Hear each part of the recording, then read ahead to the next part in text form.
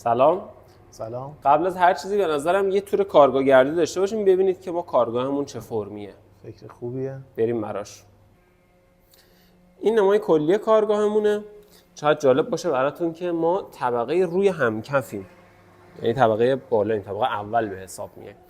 و همکف نیستیم. اینجا ورودی کارگاهمونه. اونجا تو پاگرد یه سری چوب چیدیم اگه ببینید. یه وقتایی هم اینجا چوب میچینیم. یه سری چوبایی که بلنده اینجا زیر سقف جا نمیشه رو اینجا میذاریم، یا یه سری چوبایی که خیس میاد و اینجا میذاریم که خوش بشه. این طرف اره فلکمون رو داریم، ابو محمد رو داریم. اینجا پنجکارمونه، اون اره رادیالمونه. این طرف یه سری چوبا رو چیدیم. این هم البته چوبای یکی از همکاراست، داریم براش کاری رو میزنیم. اینجا خورده چوبامون و یه سری وسایلمونه. بعد این طرف چوبای الواری و اسلبیمون رو چیدیم، مرتب منظم. روبروش اینور یه میز کار گذاشتیم، وسایلمون رو زیرش چیدیم. اینجا طبقه چوب خورده هامون رو چسب و یه سری چیزای اینجوریه. اسپیکرمون هم اینجاست. اینجا تخت ابزارمونه. اون طبقه که یه سری از ابزارامون رو میچینیم.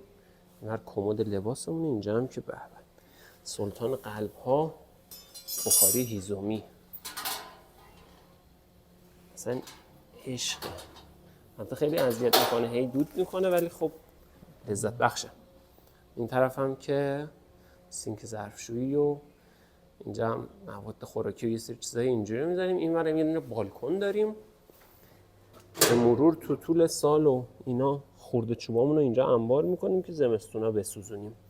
البته گاز و اینا داریم اینجا، همین الان اینها گازه اینجا روشنه، گاز و اینا داریم، ولی بفرمایید ناهار داره گرم میشه، ولی خب یه وقتایی هوا خیلی سرد میشه جواب نمیده، این باید باشه. این نمای کلی کارگاهمونه.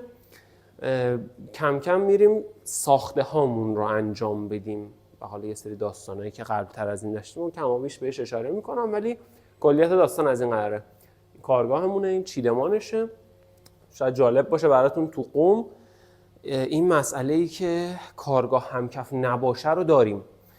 شاید تو شهرهای دیگه همه همکف باشه، سوله باشه، شاید مثلا نهایت طبقه بالایی که باشه این نیم طبقه مثلا ته سوله است، ولی اینجا اصلا داریم این فازی که حالت خونه مانند ساخته شده، یه طبقه است خودش و توی اون طبقه دارن کار میکنن. مثل ما یه مقدار مثلا چوب بالا آوردن و اینا سخته. مثلا این کنجی یه دونه در این پایین داریم، البته همه جا اینجوری نمیسازن.